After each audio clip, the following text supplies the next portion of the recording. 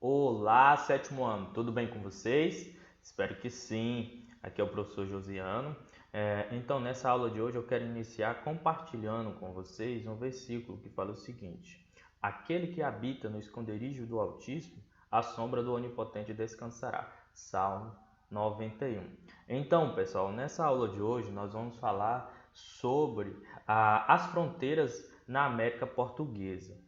Então, nessa aula de hoje, nós vamos identificar, a expansão dessas fronteiras, na América Portuguesa a partir do século XVII, reconhecer a importância da atividade pecuária, para a conquista do sertão e o do sul, da América Portuguesa, conhecer e analisar as características, das entradas, e das bandeiras e seus objetivos, conhecer como se estruturava, as missões jesuítas, entender como que foi essa expansão territorial, conseguida pelos tratados entre Portugal e Espanha, conhecer também como que foi esse desdobramento, entender um pouco sobre a importância desses tratados, para a função das fronteiras, de que seria o atual Brasil hoje, conhecer o processo de resistências, indígenas realizadas nas guerras guaranísticas, Então vamos lá, pessoal. Até o final do século XV, a ocupação portuguesa na América se limitava a apenas uma faixa estreita, no litoral. Então, o sertão, como era chamada a área da costa, ao meridiano, de Tordesilhas, que permanecia praticamente desconhecido pelos europeus.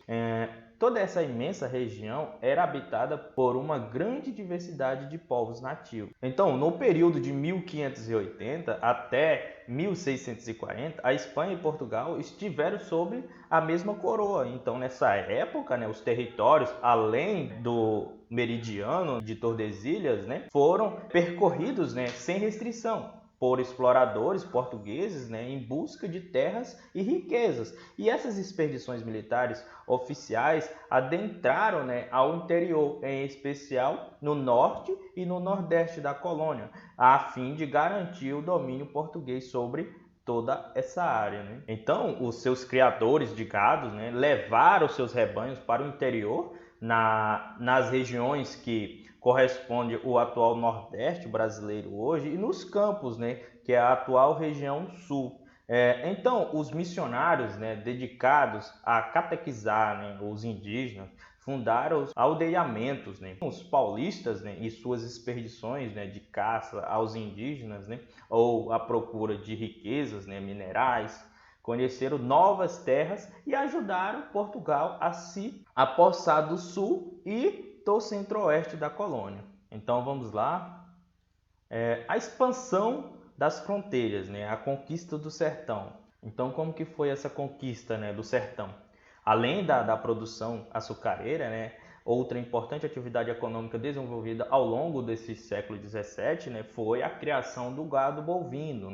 E no início ela se destinava, ao fornecimento de carne, couro e animais, de tração para os engenhos. Mais tarde, uma atividade autônoma, visava a produção de charque, e de couro. A pecuária ela não exigia, empregos de mão de obra numerosos. Os vaqueiros eram, em geral, indígenas ou negros, libertos, ou fugidos. Muitas das vezes trabalhavam no sistema de partilha.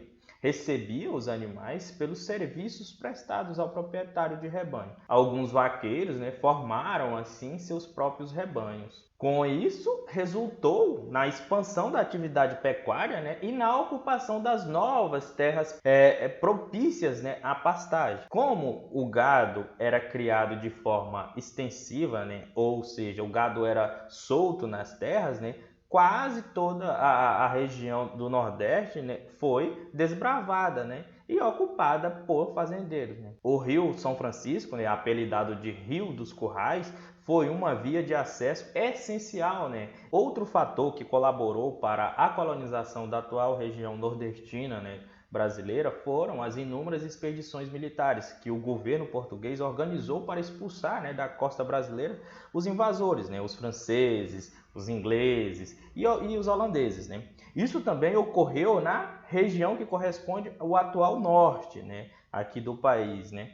Nessas duas regiões, vários fortes foram instalados, né? No caso da Amazônia, né, a ocupação foi impulsionada ainda pela coleta de drogas do sertão, né? Os jesuítas, que fundaram dezenas, né, de missões na região, usavam a mão de obra indígena para coletar essas especiarias. Então vamos lá. As expedições bandeirantes. Então, a partir do século XVII, diversas expedições militares, né, conhecidas como bandeiras, né, saíram da capitania de São Vicente, né, e foram em direção ao interior da América Portuguesa, com o objetivo, né, de capturar os indígenas e buscar riquezas, né, principalmente ouro e pedras preciosas. O nome bandeira, né, provavelmente está relacionado às bandeiras, né, que as expedições utilizavam para identificá-las. Então essas bandeiras, elas eram grandes grupos armados, né, compostos em geral de pessoas que realizavam, né, essas expedições por conta própria, né, para alcançar seus objetivos. Elas ocupavam territórios, né, além dos limites estabelecidos pelos meridianos de Tordesilhas, né?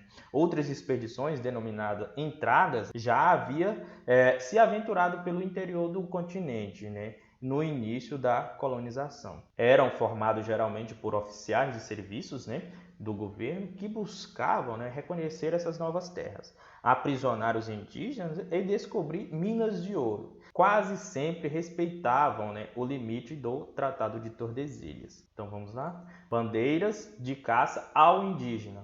Durante o período da União Ibérica, né, os holandeses ocupavam Pernambuco e a região de Angola, né, na África Atlântica, causando dificuldades na obtenção da mão de obra escravizada para os senhores de engenho na Bahia.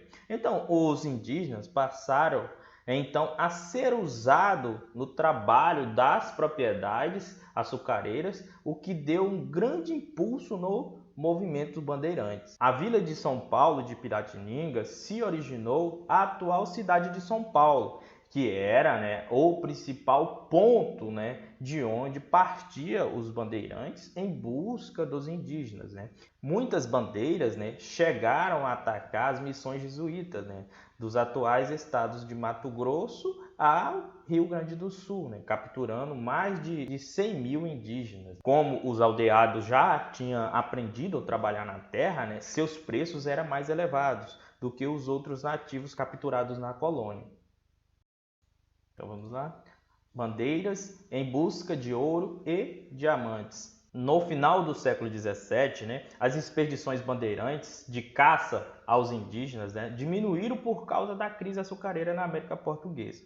Os holandeses, né, que haviam sido expulsos do Nordeste brasileiro, passaram a produzir açúcar nas Antilhas, né, concorrendo com a produção da colônia portuguesa. Além disso, né, o fluxo do tráfico negreiro proveniente, né, da África normalizou-se e a mão de obra africana passou a ser cada vez mais utilizada no sul da colônia, né? As marchas, né, para o interior tiveram então outro objetivo, em especial a procura de metais preciosos, né, e diamante. Então, o governo português, que já estava, né, e há uma crise econômica, né, no século XVII, decidiu financiar as expedições em busca dessas riquezas. Mas, contudo, né, o estímulo real, as expedições adentraram ainda mais ao interior, descobrindo uma importante mina de ouro, né, no atual estado de Minas Gerais, e mais tarde em regiões dos atuais estados de Mato Grosso e Goiás.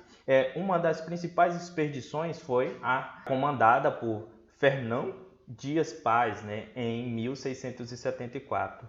Seguindo, né, o curso do rio, ele abriu caminho rumo a Minas Gerais. Então, muitos dos participantes dessas expedições ficaram em Minas Gerais, né, e no Vale do São Francisco, fundando os primeiros povoamentos da região. E nos últimos anos, né, do século XVII, os bandeirantes encontraram ouro em diferentes localidades, né, entre elas em Vila Rica, né, atual Ouro Preto. Com essas descobertas, né, as fronteiras da antiga capitania de São Vicente, né, que ocupava uma pequena faixa no litoral, ao sul da América Portuguesa, expandiu-se para o interior e passou a se chamar Capitania de São Paulo e Mina de Ouro. O ouro atraiu muitos forasteiros, para a região.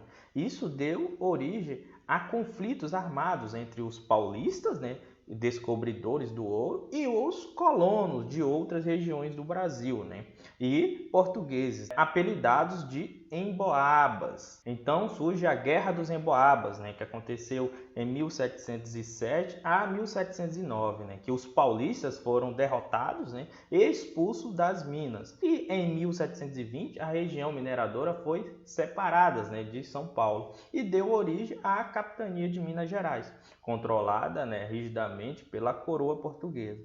E os paulistas, passaram a buscar ouro e diamante em outras regiões, utilizando os rios, em especial o rio Tietê, e o rio Paraná. Essas expedições eram chamadas de monções. As expedições que foram em direção ao Brasil Central encontraram ouro nas áreas correspondentes aos atuais estados de Mato Grosso, em 1718, e em Goiás, em 1725. Durante o século XVII, alguns fazendeiros ou o próprio governo geral contratava os bandeirantes para combater os indígenas ou para recuperar os escravizados fugidos, organizados em quilombos. Em troca, ofereciam pagamento em dinheiro, terras, escravos ou gado. Uma das mais famosas bandeiras de contato foi a de Domingos Jorge, que combateu a rebelião dos indígenas, em 1692. E o Domingos Jorge ele foi o principal responsável, pela destruição do Quilombo de Palmares, em Alagoas, em 1695. Vamos lá, agora vamos falar sobre as missões guaranísticas. Os jesuítas fundaram muitas missões, em regiões dos atuais estados do Paraná, Rio Grande do Sul, Santa Catarina e Mato Grosso do Sul, além de parte dos atuais territórios da Argentina, Uruguai e Paraguai. No início do século XVIII, alguns possuíam mais de 10 mil indígenas reunidos, somavam cerca de 300 mil pessoas. As missões guaranísticas produziam e vendiam erva mate, madeira, até mesmo armas, como canhões, e muitas das vezes formavam um exército utilizado pela metrópole para impor a ordem e a vontade da coroa. Nelas, os jesuítas conservavam alguns aspectos da cultura indígena, como a propriedade coletiva, a língua guarani e alguns costumes que não ameaçavam a fé cristã, mas eliminavam a autoridade do cacique e do pajé e impulsionaram uma disciplina que punia os pecados, incluindo os castigos corporais.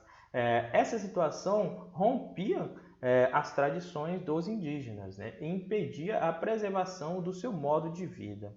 Nas terras do atual Rio Grande do Sul, às margens esquerdas do rio Uruguai, existia um grupo de instalações jesuítas, denominado Sete Povos, das Missões, construída por espanhóis, para demarcar a posse em seu território. No século XVIII, o tratado entre Portugal e Espanha dividiu a região, e o sul do Rio Prata, ficaria sob o domínio espanhol e ao norte sob o domínio português. E os indígenas que impuseram essa medida foram violentamente atacados pelas tropas lusas, que para tomar posse dos territórios mataram milhares de indígenas. Então vamos lá? A conquista do sul. A ocupação do sul na colônia pelos portugueses foi bastante conturbada, pois tiveram de enfrentar a resistência de indígenas e espanhóis.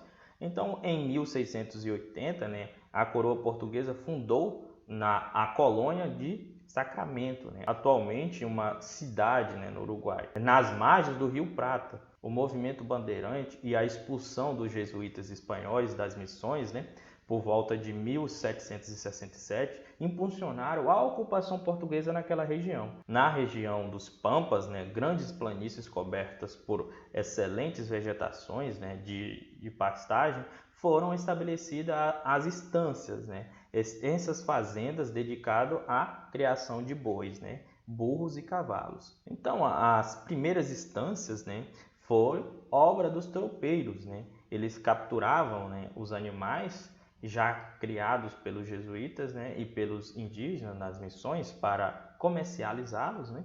Em muitos desses locais, né, acabaram estabelecendo fazendas, né, de criação. As estâncias passaram a abastecer a região de Minas Gerais, né, envolvidas pela mineração. Com a pecuária gaúcha, né, desenvolveram-se também a produção de charque, mais fácil de transportar, né, e conservar do que a carne fresca, né? A criação de gado tornou-se, com o tempo, a base da economia de parte do extremo sul dos territórios, né, da colônia. Além da criação de gado, várias fazendas, né, áreas que hoje formam o atual estado do Rio Grande do Sul, dedicaram-se à agricultura, né? Cultivar o trigo, o feijão, a mandioca, o milho, entre outros produtos. Muitas delas utilizavam africanos escravizados como mão de obra. Assim, no final do século XVIII, boa parte da atual região do Sul estava integrada ao território colonial português. Então vamos lá. Os tratados de limites. A expansão territorial portuguesa, né, desrespeitou na prática o Tratado de Tordesilhas, que ocasionou vários conflitos entre os espanhóis e portugueses. Na tentativa de regularizar a situação, as coroas ibéricas, né, ficaram sucessivos a esse tratado, né? No primeiro deles foi o Tratado de Madrid, assinado em 1750. Esse tratado se baseava, né, de que, segundo o qual um território deve pertencer a quem ocupou durante o processo de colonização. Assim, todos os territórios ocupados pelos colonos da coroa portuguesa, né, pertenciam aos portugueses. A única exceção foi a colônia de Sacramento, né, território português que ficava em meio às possessões espanholas. O tratado estabeleceu que Portugal entregaria, né, a Espanha em troca da região de Sete Povos, né, das Missões. Vamos falar sobre as guerras e os novos tratados. Os espanhóis aceitaram, né, abandonar a região de Sete Povos das Missões, né, mas os indígenas Guarani e alguns jesuítas se opuseram a essa decisão do Tratado de Madrid. E as tropas, né, luso-espanholas. Nesse conflito, né, chamado Guerras Guaranísticas, né, que aconteceu entre 1754 e 1756, quase todos os 30 mil indígenas da região dos Sete Povos, né, morreram. Portugal, então, decidiu a não entregar a colônia do Sacramento à Espanha. As disputas territoriais, né, se intensificaram durante a Guerra dos 7 Anos, né, entre a França e a Inglaterra e seus vários aliados, né, contando com o apoio francês, né. Então, em 1762, os espanhóis invadiram a colônia de Sacramento, né, ao sul do Rio Grande do Sul, e a ilha de Santa Catarina, né. Em 1777, a Espanha e Portugal chegaram a um novo acordo, assinando o Tratado, né, de Santo Ildefonso. A colônia do Sacramento, né, e a região dos Sete Povos das Missões ficaram com a Espanha, e a região do Rio Grande do Sul, né, e a ilha de Santa Catarina com Portugal. Mas essas disputas só foram solucionadas, né, de vez em 1801, no Tratado de Badajoz, e ele recuperava as decisões do Tratado de Madrid, e Portugal ficaria com a região de Sete Povos das Missões e a Espanha com a colônia de Sacramento. Ok, pessoal? Então, pessoal, para finalizar, eu peço que vocês façam o trabalho, né, que vai ser o quê? O resumo dos capítulos que foram estudados, né, nesse terceiro bimestre, né, que foi o capítulo 7, que fala sobre o mercantilismo e a colonização da América, o capítulo 8, né, sobre a administração na América Portuguesa, e o capítulo 9, que é as fronteiras, né, na América Portuguesa, ok? Aí vocês têm até o dia 8/10 para me enviar o trabalho. E para finalizar, peço que vocês façam, né, a atividade da semana, né, que é trabalhando com documentos da página 177, e a atividade da página 181, ok, pessoal? Então, qualquer dúvida com relação ao trabalho, com relação a essa atividade ou com relação ao conteúdo, eu estarei de plantão aqui durante o período da aula, vocês podem me mandar mensagem, ok? Então, até a próxima aula.